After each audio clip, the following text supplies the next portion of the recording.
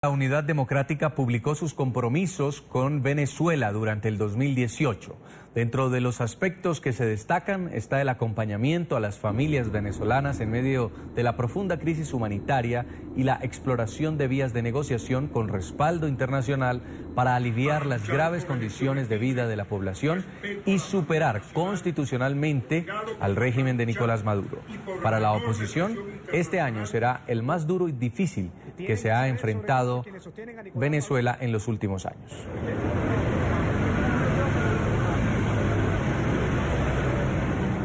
Williams Dávila es diputado a la Asamblea Nacional por el Partido Acción Democrática de Oposición, integrante de la Comisión de Política Exterior y también presidente de la Comisión Internacional del Parlasur. Los saludamos a esta hora. Gracias por acompañarnos, diputado. Muy buenas tardes, Jason. ¿Cómo están ustedes? Muy bien, muchas gracias. Feliz año.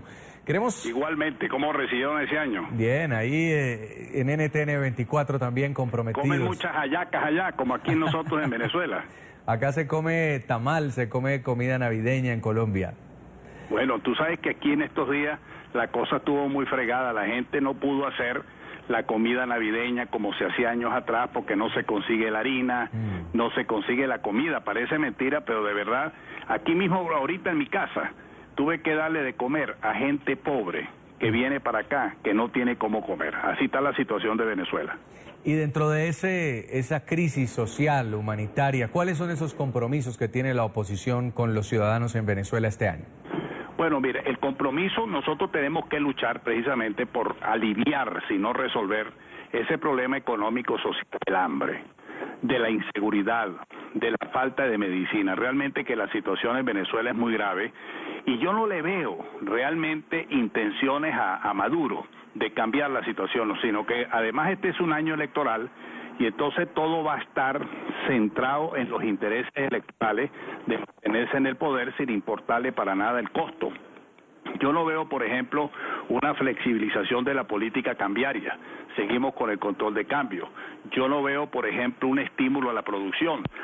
No veo tampoco que estemos abiertos las compuertas para que mejoren las relaciones internacionales, sino que fíjense ustedes lo que pasó el año pasado, ese impasse que hubo con Brasil, con Canadá, en donde los embajadores fueron retirados, los encargados de negocio, la situación con Colombia, con Portugal, por los perniles que nunca llegaron a tiempo, más por culpa del gobierno nacional que no sabe los trámites de exportación, que porque los estuvieran represando en Colombia, o porque en Portugal hubiera una decisión de no matar los perniles de cerdo. Entonces, yo no le veo realmente decisión al régimen, a Maduro, que es el presidente, de cambiar las cosas, sino que antes, por el contrario, la sigue agravando, y sobre todo la polarización política y la persecución, que es lo que uno ve en el escenario, de manera tal de que la situación no es fácil y vamos a tener un año bastante difícil desde el punto de vista económico y desde el punto de vista social. Uno de los compromisos de la oposición era la unidad, pero este año 2017 se vio muy fragmentada la oposición por un sector que quería ir a diálogo en República Dominicana, otro que decía que con las dictaduras no se dialoga. ¿Qué va a pasar este año? Tiene que haber, mira, una negociación, más que diálogo o conversaciones, lo que tiene que haber es una negociación concreta.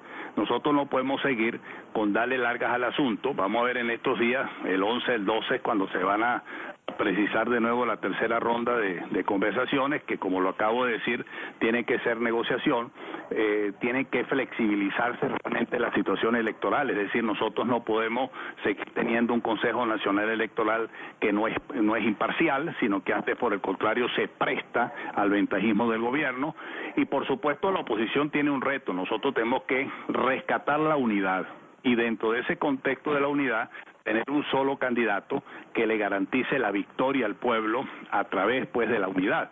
Tenemos un problema. La Asamblea Constituyente, que no es una asamblea que es una asamblea espuria, que no es una asamblea legitimada ni reconocida, está ilegalizando partidos, está exigiendo que los partidos políticos de nuevo tienen que validarse, simplemente porque hicieron uso de un derecho de no participar en las elecciones últimas municipales. Aquí el voto no es una obligación aquí en Venezuela. No es como en otros países donde el voto es una obligación y te penan si tú no votas. Entonces, aquí en el caso venezolano tenemos toda una serie de situaciones que no presagian realmente flexibilidad en un proceso electoral. Sin embargo, el reto que nosotros tenemos es escoger pronto, dentro de este primer trimestre de este año, el candidato presidencial, exigir la sincronización de acciones internacionales, las acciones internas, las acciones sociales, para que definitivamente se produzca un cambio aquí en Venezuela. Y finalmente, en un proceso electoral presidencial como el que va a haber este 2018, cuando se ha tenido el antecedente de las elecciones regionales en las que no hubo garantías, en las que se denunció fraude y en las que incluso en las municipales muchos de oposición decidieron no participar, ¿cuál es el camino? Bueno, mira, el camino nosotros tenemos que ir luchando. Como te acabo de decir, tiene que haber una sincronización de acciones. La comunidad internacional que tiene su curso, la comunidad internacional va a seguir con su curso de acción. El caso, por ejemplo, de la Corte Penal Internacional. Ya la OEA en estas primeras 2 semanas de este mes de enero ya debe sacar el informe definitivo que va a la Corte Penal Internacional sobre la situación de los delitos de lesa humanidad, sobre la situación venezolana. Necesita ir a la Corte Penal Internacional. Yo cerré la tercera sesión del año pasado, el 16 de noviembre de la OEA, donde presenté el informe de todas las gravísimas violaciones de derechos humanos dentro del artículo 7 del Tratado de Roma, en donde se prevén pues los casos en que se incurren violaciones de derechos humanos y sobre todo de delitos de lesa humanidad. Eso tiene que estar sincronizado con la acción interna. La acción interna ya lo estamos viendo, la gente está protestando, está protestando por comida, por gas, por falta de gasolina, por una situación social de medicina, ¿sabes? Y tenemos la acción política electoral, que son las elecciones. Tenemos que sincronizar estas 3 acciones y eso tiene que dar un resultado. A América no le conviene tener una Venezuela convulsionada, llena de problemas como la tenemos hoy día, porque ya se corre el riesgo de una insurrección en Venezuela que incluso nadie la puede controlar. Va a ser el mismo pueblo el que descontento, el que ya no puede aguantar la hiperinflación. Pues quiero agradecerle, diputado Williams Dávila de la Asamblea Nacional de Venezuela, por habernos acompañado aquí en la tarde. Muy amable. Hasta luego, gracias.